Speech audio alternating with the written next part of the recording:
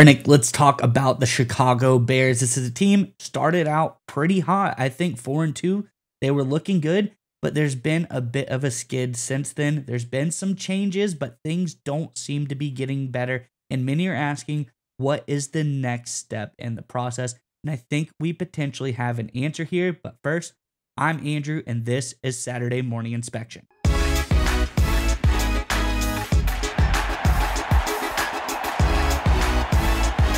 All right, Nick, as I alluded to, some changes have been made in the Bears organization, notably at the lower levels. Offense coordinator Shane Waldron is moved off of, but it isn't the only thing that needs to be done. This team still doesn't look right, and we wonder what is the next step in the process. We have some interesting comments from team president Kevin Warren.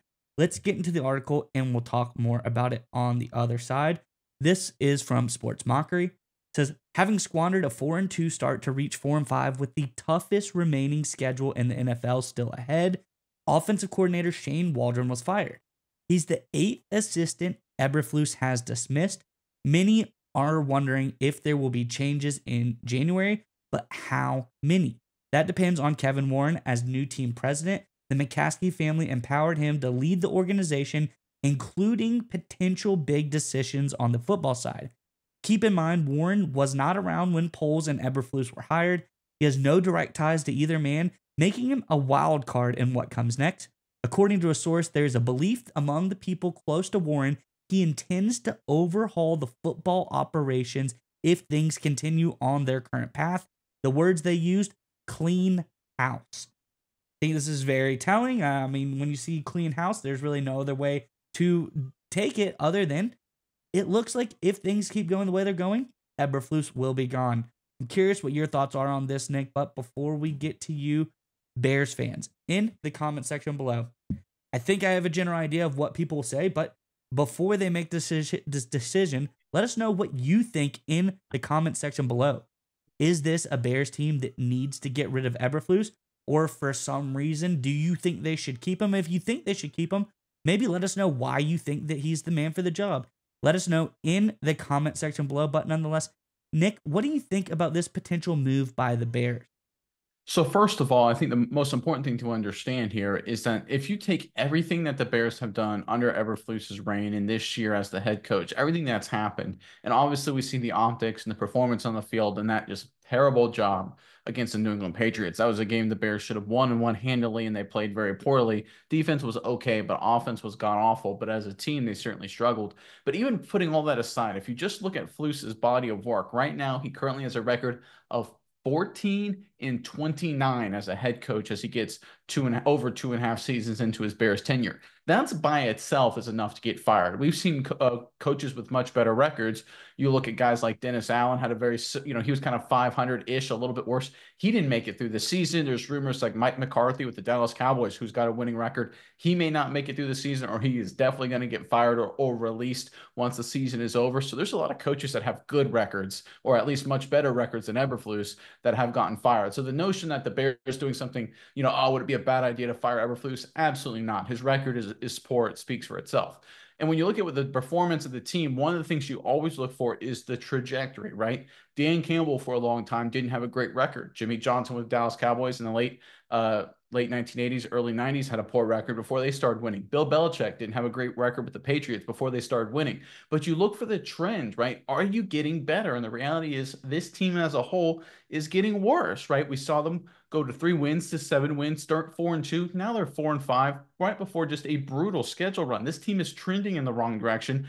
Maybe, and I really hope they do, maybe they pull out a heck of a run down the finish, get to a winning record. But the reality is, I think 8-9 is going to be tough with the schedule. We could look at a team that got better at quarterback, added a lot of weapons at wide receiver, that's more talented on paper, and yet they're performing worse. That's due to one reason and one reason only. That starts with the head coach. It's not only the offensive coordinator, it's not only the play calling, it is the boss man, the guy on top of the coaching tree. He has a huge role in it. And let's be honest, unless something magical happens the second half of the season, Eberflus has failed in that regard. And I think the Bears getting an early jump on the coaching carousel will be absolutely critical. I wouldn't be surprised, honestly, if things continue to trend in the wrong direction if Eberflus doesn't make it towards the end of the season. Because when you have this talent, when you got a Caleb Williams, when you got these receivers, when you got a defense that has a lot of great players, you don't sit and wait. You got to be proactive. You got to take advantage of their really a good chance to maybe make a run at a title here. I think Eberflus is on his last legs. I think this report coming from inside the Bears organization is further proof of that. Yeah, Nick, and I think that the schedule the Bears have run up to this point, that's a key here. They're 4-5. If we go down who they've played, Titans, Texans, Colts, a really, really banged up Rams team at the time, the Panthers, the Jaguars, the Commanders, the Cardinals, and the Patriots. None of those teams scream to me, like playoff contenders, deep playoff runs. Maybe the Texans are the only team in there. The Rams are getting a little stronger, but as I said, this was a very week 4 banged up Rams team. It was not the Rams that they are now coming into week 11. Then you look at the rest of the schedule: Packers, Vikings, Lions, Niners, Vikings, Lions, Seahawks, Packers. It is brutal. I will be stunned if the Bears come out of that thing even close to 500 in those games. It's going to be a brutal, brutal stretch of games the way they have been playing. And that is the second point here. This is a team that they made so many changes on the offensive side of the ball.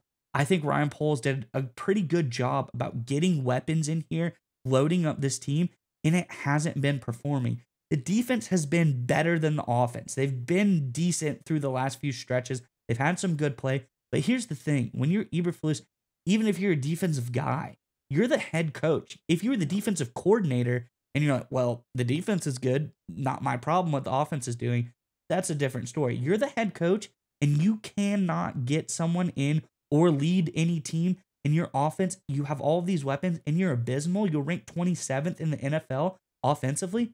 That is unacceptable. You can't do that. It's like you said, where's the trend? You get some new weapons. You get a new quarterback. Everyone knows there's talent there. We've seen the talent.